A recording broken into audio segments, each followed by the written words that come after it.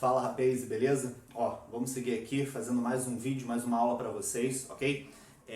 Falando hoje sobre óptica geométrica. Isso aqui é a sequência de Física 2, porque na semana passada nós colocamos um vídeo, beleza? A última aula que nós tivemos foi sobre o finalzinho de termodinâmica, quando nós falamos de máquinas térmicas, nós falamos de ciclo de Carnot, e ali a gente encerra a parte térmica da física, beleza? Hoje a gente começa um assunto novo, mas ainda de Física 2, beleza? Que é justamente o estudo da óptica. Entenda o seguinte, cara, óptica geométrica você vai se preocupar com conceitos como reflexão, refração, ok? Fenômenos relacionados à luz. Entenda em primeiro momento que a luz ela é um fenômeno ondulatório, a luz é uma onda de caráter eletromagnético. Mas nesse momento nós não vamos nos preocupar com isso, beleza? A gente vai se preocupar apenas com a reflexão e com alguns detalhes. Esqueça, por enquanto, o caráter ondulatório da luz. Imagine o seguinte, um raio de luz que se propaga, ok? Essa propagação ela vai ocorrer em algum meio físico. E nós vamos falar de três meios: opaco, translúcido e transparente. Opaco é aquele meio que não permite a propagação da luz, tá ok? É quando você coloca um objeto na frente e você não vê o que tem atrás. Exemplo, parede, né? A parede ela é um meio opaco, a luz não passa da parte externa para a parte interna. O meio translúcido, né? Alguns vidros são translúcidos, papel vegetal, você consegue enxergar o que tem do outro lado, mas você não consegue ver com detalhes, beleza? Então meios translúcidos permitem a passagem da luz, mas essa luz ela vai passar com um comportamento um pouco diferente, ok? O meio que nos interessa é justamente o transparente. Galera, algo considerado transparente na física é aquele meio em que permite a passagem da luz segundo alguns princípios, beleza? O vidro é um exemplo de meio transparente, ok? A luz passa pelo vidro e você consegue enxergar o que tem depois dele. Esse é o meio no qual nós vamos estudar, é o meio que nós vamos nos preocupar aqui, tranquilo?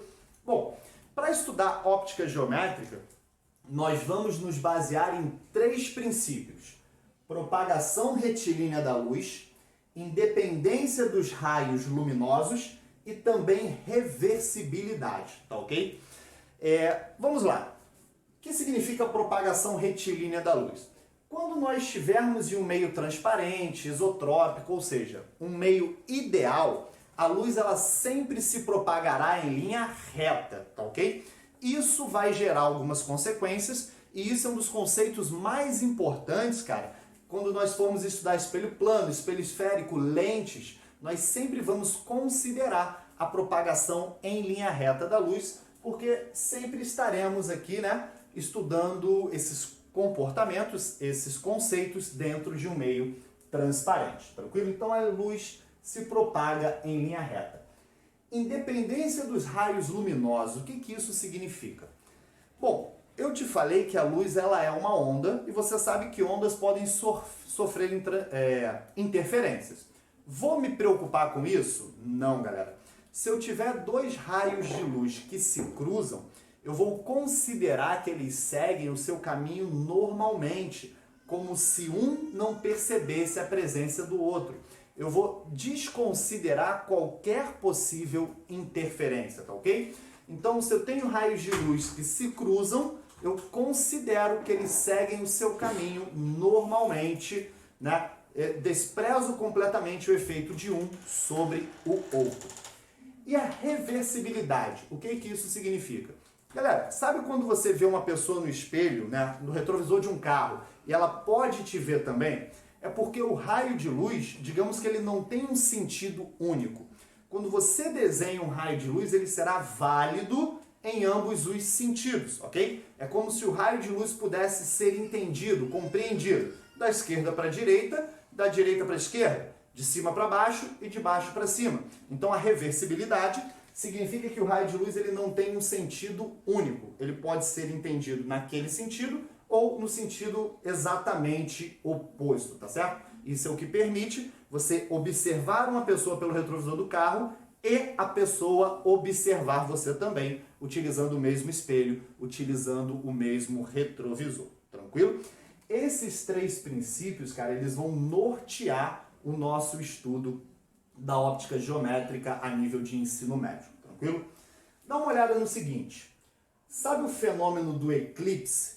Ele acontece independente de ser um eclipse lunar, um eclipse do Sol, qualquer coisa nesse sentido, vai acontecer, galera, como uma consequência da propagação retilínea da luz.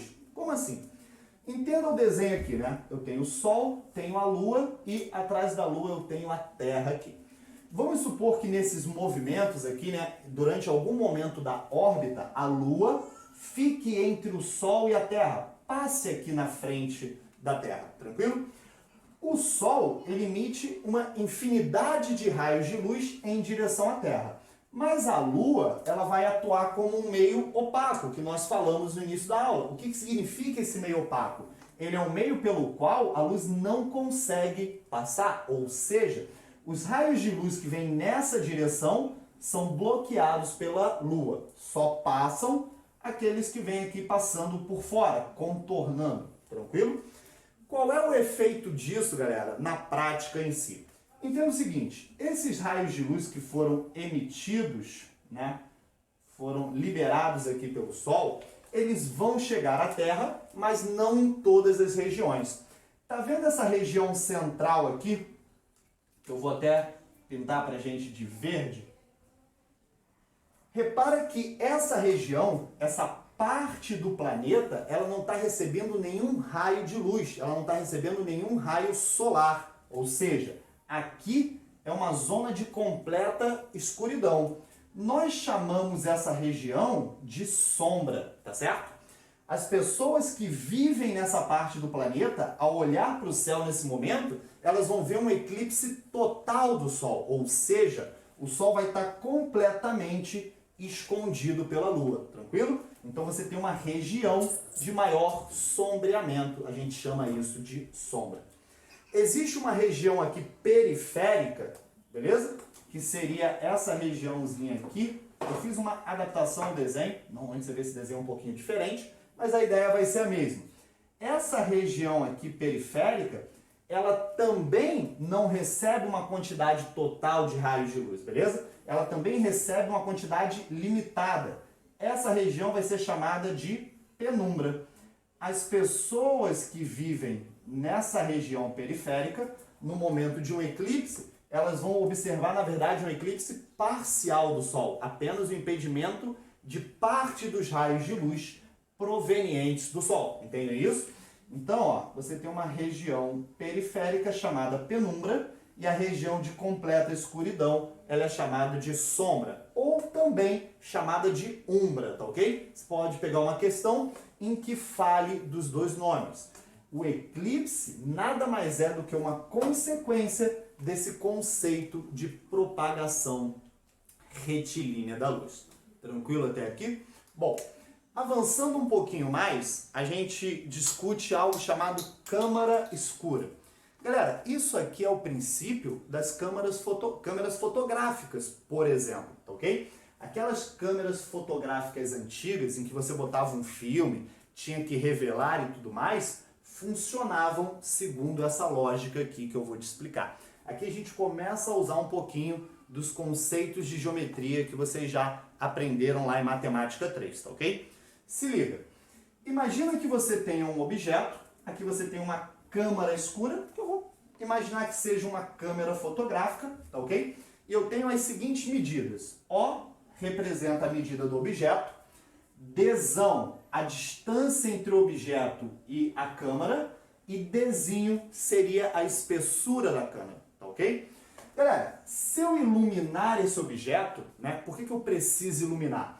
Porque quando há aqui a incidência de raios de luz, esse objeto, mesmo ele não sendo um espelho, por exemplo, ele vai refletir esses raios de luz. Por que você consegue enxergar as pessoas no dia a dia, né? Porque quando a luz bate nelas, reflete para os teus olhos e você consegue enxergá-las. Você consegue enxergar alguém no escuro? Não. Por quê? Não tem justamente a luz necessária para gerar a reflexão e você conseguir observar um objeto, uma pessoa, alguém, alguma coisa nesse sentido. Tudo bem? Mas voltando, você tem um objeto, esse objeto ele vai ser iluminado, e ao ser iluminado, ele vai refletir diversos raios de luz. Assim. Ok? Então, olha só. O objeto foi iluminado. Eu vou trabalhar apenas com 2 raios de luz, não preciso mais do que isso. Vai ser suficiente para a gente entender, ok? Esse cara reflete milhares de raios de luz e alguns deles vão passar por esse orifício aqui da câmara escura, beleza? Então, um raio de luz que passou dessa forma aqui e o outro que foi refletido chegando aqui a essa outra posição, ok? Aonde esses raios de luz estão chegando, no fundo da câmara escura, galera, né? Você tem aqui uma tela, essa imagem, esses raios de luz que refletiram do objeto original, eles vão ser projetados nessa tela. No caso de uma câmera fotográfica, é aqui o lugar onde ficava o filme. Conforme os raios de luz interagiam com o filme, né? Que é uma substância química ali, ela sofria marcas por conta da ação da luz e assim gerava a foto, gerava na verdade o que chamávamos de negativo para você depois revelar a foto, beleza? Então entenda, os raios de luz foram refletidos, não apenas esses 2 mais milhares, de maneira que aqui você está projetando uma imagem do seu objeto original, tranquilo? Então olha só, nessa parte aqui, no fundo da câmara escura, você vai ter a projeção do seu objeto original. Esse objeto, ele reaparece aqui. Entenda o seguinte, ele vai reaparecer de cabeça para baixo, mais uma vez, por conta da maneira que os raios de luz se propagam em linha reta, tá ok? E aqui eu vou chamar de tamanho do objeto. Então, eu vou fazer uma marcação aqui, uma medida. Tamanho do objeto não, desculpa. Tamanho da imagem, tranquilo? Em questões de câmera escura, nesse conceito aqui, você é capaz de calcular algumas dessas informações, né? Como é que essas questões aparecem? Às vezes você tem a distância do objeto à câmera, tem a espessura dele e tem o tamanho do objeto. Você quer saber o tamanho da imagem que ela vai projetar, beleza? Qualquer uma dessas informações pode ser calculada se você tiver as outras informações, tá ok? Galera, o que vamos fazer aqui, matematicamente falando, é basicamente uma semelhança de triângulos. Observa o seguinte, você tem esse triângulo externo aqui, fora da câmara escura, e o triângulo na parte de dentro, tranquilo? Fazendo algumas marcações. Ó, esse ângulo e esse, eles são iguais, né? Por serem opostos pelo vértice aqui, tranquilo? Esse ângulo aqui, beleza? Ele será igual a esse. Você pode pensar em 2 paralelas cortadas por uma transversal ali, tranquilo? Eles vão representar a mesma medida e, consequentemente, esse ângulo, vou marcar aqui com 2, beleza? Será igual a esse ângulo aqui, tá certo? Pelo aqueles conceitos, como eu falei, de 2 paralelas cortadas por uma transversal, você consegue chegar a essa conclusão. Eles, na verdade, são o quê? Alternos internos, né? Você pensar uma paralela que passe pelo objeto e uma paralela que passe aqui pela imagem, você chega a essa conclusão. Bom, como todos os ângulos são iguais, tanto no triângulo externo quanto no interno, você pode fazer uma semelhança entre eles. Então, preste atenção no seguinte, galera. Nós sabemos que, ao fazer uma semelhança de triângulos, não só os lados serão proporcionais, mas também a altura desses triângulos, beleza? Então, é isso que eu quero que você pense. Rapaziada, qual é a altura desse triângulo maior aqui? Mede Dzão, tá certo? Qual é a altura do triângulo menor? Mede Dzinho. Então, a razão entre Dzão e Dzinho, eu já vou colocar aqui, né? A razão entre a medida da altura do maior e a medida da altura do menor, que eu chamei de Dzão e Dzinho. Isso tem que ser igual, né? Mantendo a razão de semelhança, a razão entre os tamanhos do objeto e o tamanho da própria imagem. Então, eu posso escrever dessa forma. Assim, eu desenvolvo uma fórmula, eu construo aqui matematicamente uma maneira de calcular qualquer uma dessas medidas quando eu tiver a informação das demais, tá certo? Só o que utilizamos aqui, galera, foi apenas semelhança de triângulo. Você reconheceu os ângulos, você conhece essa ideia de razão de semelhança e nós aplicamos isso ao estudo da óptica geométrica, no caso de uma câmara escura, beleza? A gente vai usar isso aqui demais, isso dá margem a muitas questões e vamos usar muito esses conceitos, cara, de ângulo e semelhança quando a gente for estudar reflexão de uma maneira geral. Então é importante que você esteja safo nisso para estudar a óptica geométrica. Tá tranquilo, galera? Então essa é a primeira aula, é a introdução. Na sequência, depois, nós vamos falar de espelhos planos, beleza? Mesma ideia. Qualquer dúvida, qualquer coisa que não esteja clara, põe lá nos comentários, fale lá no portal do Império que a gente tira a dúvida de vocês. Um abraço, galera. Tchau, tchau.